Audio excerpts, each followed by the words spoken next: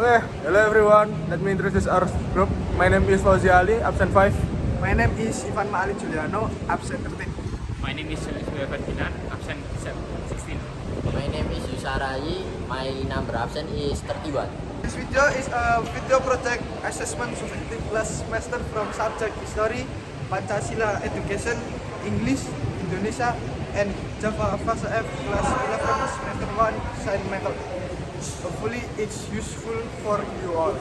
Thank you. Thank you. This was one of the scores of department stores ransacked by the once the symbols of Asia's newfound wealth. Best to let the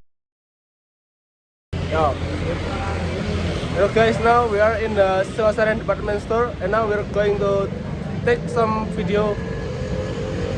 분명다안 다 믿었지 알고도 빠진 함정인가 봐 나도 모르게 Now we are in Singosaran Plaza store. There is in May 1998 marked a dark and unforgettable event in history of Solo and its surrounding areas. A number of significant and important buildings were destroyed and to ash by raging fires caused by mobs or irresponsible individuals.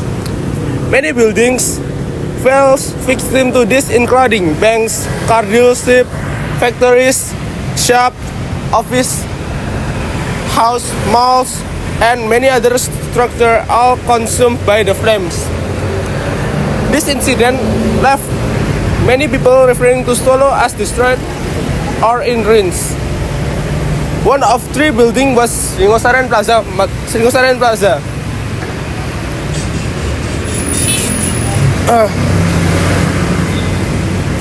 Formerly known as Matahari Department Store, located at the intersection of Hongowongso Street and Dr. Rajiman Street in Sarengan, Solo, Central Java.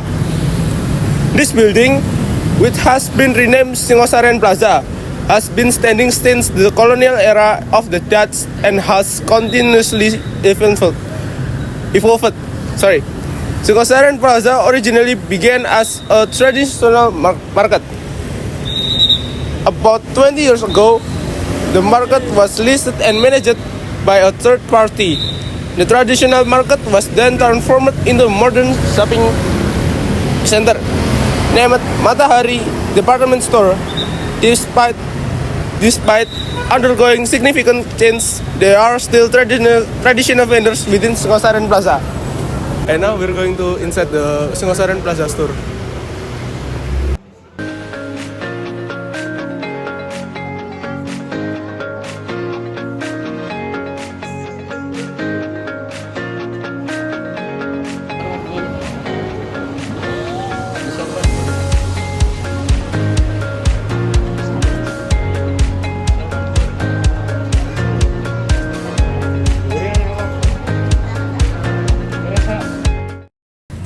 The 1998 May tragedy was a tragedy of racial riot against ethnic Chinese that occurred on May 13 until 15, 1998.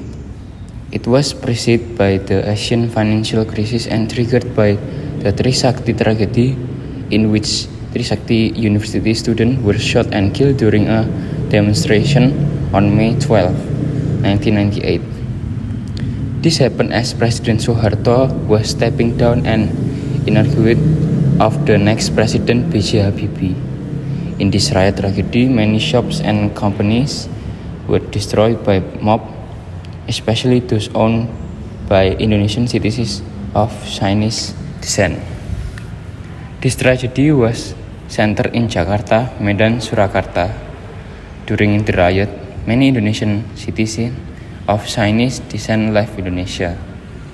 Not only that, a humanitarian volunteer activist working under Romo Sandiawan named Ita Marta Dinata Haryono, who was still an 18 years old high school student, was also raped, torn and killed because of her activities. This is an indication that the rape cases that occurred during the riot were systematically organized, not just sporadically. The rampage May in 1998 in Solo was a month that marked a dark history of Indonesia, including the people of Soloraya. How could it be otherwise with its charge of reform and the resignation of Suharto as President of the Republic Indonesia at that time? There were riots in Bengawan City. Initially, student activists focused on two major institutes, UNS and UMS, to promote the need for reform in Indonesia. However, this agenda had turned into an enormous mass movement as a result of tragedy of riots and Aron. Slamet Riyadi Solo were not safe from rampage, fire, and looting. Not only property was lost, a number of lives were lost, leaving a red mark in the history of the United States of the Republic Indonesia. The riots broke out due to the Asian finality crisis in 1997. Due to the prolonged crisis, student organization massive protests demanding reform. Siang ya Bu, kami dari SMK MKL mau izin wawancara Ibu terkait peristiwa 98. Nah, Ibu kalau bisa diceritakan terjadinya peristiwa tersebut, Ibu di posisi apa, terus bagaimana? Posisi waktu itu sore mau berangkat kerja di Sambilwes, kan saya marketingan. Marketing. Mau berangkat kerja kok matahari udah rame-rame ada kebakaran. Nggak tahu itu dibakar atau gimana, pokoknya ini api udah gede, jadi nggak jadi berangkat kerja. Ternyata di sana di ujung pasar kembang itu kan ya udah pada dibakar itu. Jadi kebakarannya itu merata? Dulu dealer gitu ya, nggak keliru di perempatan pasar kembang itu, sama di ini dekat Samilwes itu. Terus bisa diceritakan akibat pembakaran tersebut tentang di wilayah sekitar dari pekerjaannya, terus bagaimana? Ya otomatis ekonomi putus total loh, udah nggak pada kerja. Tapi kalau yang kayak saya kan dulu istilahnya bisa ditempatkan di tempat yang masih utuh, misalnya kayak Matahari Klaten kan dulu belum sempat dibakar juga, dialihkan ke sana, nggak stay di luas di Matahari Klaten, akhirnya ditugaskan di Matahari Klaten kan dilanjut di mana? Kalau di sini udah nggak ada operasional untuk karyawan seperti saya dulu. Suasananya mencekam. Suasananya sangat mencekam ya Bu. Berarti posisi Ibu itu mau berangkat kerja, lewat di situ terus gak jadi mau pulang. Mencekam, mau sana sini api. Iya. Bukan minyak solar, bukan apa namanya kalau jenis solar apa? Solar ya. Itu habis dipenuhi. Ya, dulu kan saya di sini, ini kan adik saya, ibu saya. Ibu saya itu nggak mau tak pakaiannya mau tak usul aja nggak boleh. Udah biarin dia, itu kita nggak tahu dari mana. Tahu-tahu orang tuh datang semua. Ya Allah, kita mau kemana coba? Sepatu kamus itu kan cuma satu yang dipajang, kanan toh apa kiri toh, ya. Dia ambil kan baru satunya mau diambil di atas dua. Banyak terus. Saya pernah dengar cerita tentang kayak yang di luar itu kan dikunci dulu. Jadi ada beberapa orang mah dikunci terus oleh diobong tadi, otomatis kan orang-orang yang di dalam itu juga itu beneran. Soalnya baca di internet juga ada di sini. Jadi ngambil kurang satu, dia mau ngambil. Nah, kalau ngambil kan di atas toh, naik ke atas. Nggak tahunya bawah sudah terbakar semua. Langsung kamar mandi toilet bahkan orang 6 aja ada di situ. Laki itu yang sepeda, sebelah itu sepeda, anaknya masih kecil-kecil, dia nggak berani keluar, akhirnya dikasih tangga, dia keluar naik tangga itu, keluar dari tangga, sakit banget, ini terus mencekam. Saya soalnya lihatin tuh dari pagi sampai sore, sampai merinding, sampai kupajan juga, sampai ada itu mau dibakar, enggak sih, ini apalagi dulunya mau dibakar tuh nggak jadi karena penduduknya kampung. Yang selamat itu ya penduduk kampung, ada penduduknya kampung gitu loh. Oh iya. Gitu. Jadi kalau orang non sewu pribumi itu Tionghoa itu senangnya dengan penduduk kampung, jalannya. Bu, kalau boleh nanya Bu, waktu kejadian 98 itu pelaku-pelakunya itu dari kalangan apa ya Bu? Mbak, kalangan anak-anak muda. Anak-anak muda? Kan nggak kenal dari mana kita nggak kenal. Jadi anak-anak muda ini rupanya kita nggak tahu dari mana, nggak omong juga cuma diem. Jadi ketika kejadian itu mereka datang terus langsung jarah segala macam barangnya ada di toko gitu. Iya, gedor gitu. Rusaknya lagi nggak gila mobil ya. Saya tahu mobil gedor begitu bukan mobilnya dimakin satu-satu di belakang. Anak saya sampai nangis, ibu ada rumah pas dibalangi ya. Pertama dibalangi dulu. Kalau dibalangi nggak ada orang, dia masuk. Tapi kalau dibalangi ada orangnya, dia nggak berani. Anu kok pinter kok dek. Jadi pakane ngobong lo sekiranya ngomong kayak Jawa, dia enggak. Perkampungan seperti gini ya, dia nggak mau. Nah takutnya itu gensetnya barusan dipenuhi. Genset itu apa? Oh, genset Drigen itu Bu? Drigen itu lagi dipenuhi pagi itu. Sore kan kerjakan itu. Sore kejadiannya sore. Terus waktu di jalan itu kan masih banyak pemotor, orang bawa motor, bawa mobil kayak gitu, gimana Bu kejadiannya Bu? Motor itu ditinggal langsung, jadi orang-orangnya pada lari. Terus pada lari kabeh. Kita nggak tahu tuh orang mana.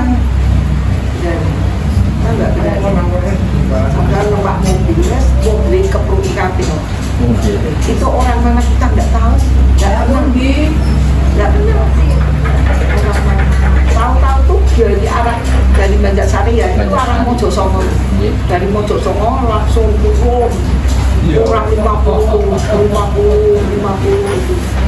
Tempat saya kan pojok itu pintu apa? Bonsong mebel itu. Furniture ya. Kambling ya. Terkenal itu. Nangis saya. Itu ini rumah saya itu rumahnya koin api dari juga murah api itu dikeluarin semua dibakar. Iya. Jadi banyak orang yang nggak bersalah mas jadi salah. Iya. Saya yang Yamaha itu ya si Soko itu sampai dia nggak berani keluar, nggak makan. Akhirnya tak kasih makan. Pak dodoki. Udah kamu makan Pak, ya. Saya kasih makan. Dasuki namanya. Anu yang ada makan. Nggak berani keluar. Piye keluar ya? Ya padahal terus langsung dulu. Jadi ini orang untuk rekep mati. Terus kayak gitu kejadiannya berapa hari Bu? Kejadiannya jam berapa tuh? Ya sore gini ini kok sampai malam. Malam dong berarti? Iya. Terus besoknya hari berikutnya gitu? Ya sampai malam kan itu. Nah, paginya sudah. Paginya itu mau lagi. Habis Jumatan itu dari Kamis ya. Habis Jumatan mau lagi, mau ngobong lagi. Matahari koyok ganjil kocang. Saya naik motor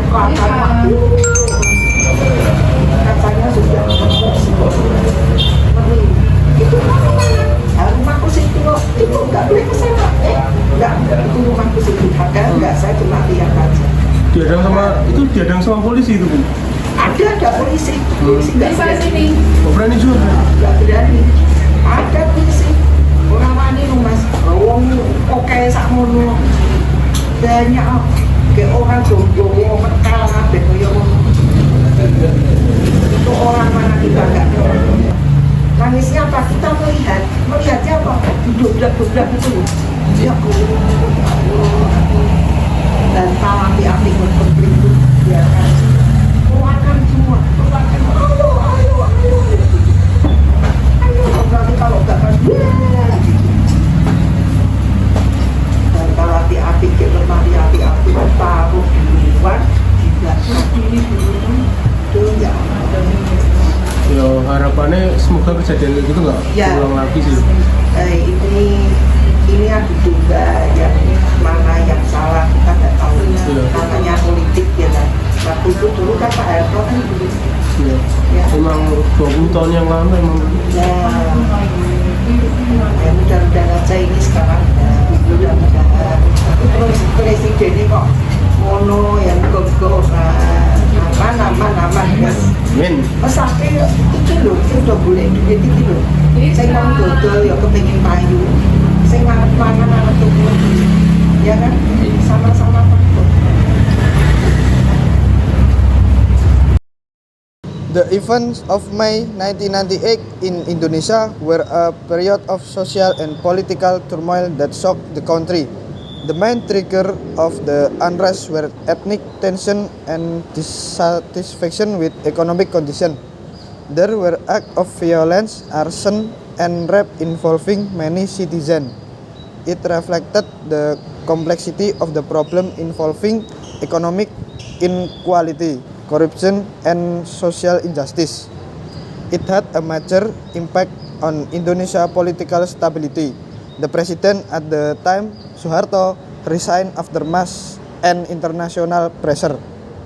After the event of May 1998, Indonesia underwent a significant political transition towards the enactment of reformation. The political reform brought change in the political system, including the establishment of a more democratic House of Representatives and direct presidential election. It is important to understand the root cause of the May 1998 event in order to prevent the recurrence of similar conflict in the future. A concerted effort needs to be made to address structural issues such as economic inequality, corruption, and social injustice. The conclusion from this incident is that social justice and economic prosperity are important foundation for political stability and peace in a country. Then the lesson that can be drawn for the history of the May 1998 riots in Indonesia are: 1. The need for social justice. 2. Government transparency and accountability. And 3. Inter-ethnic dialogue.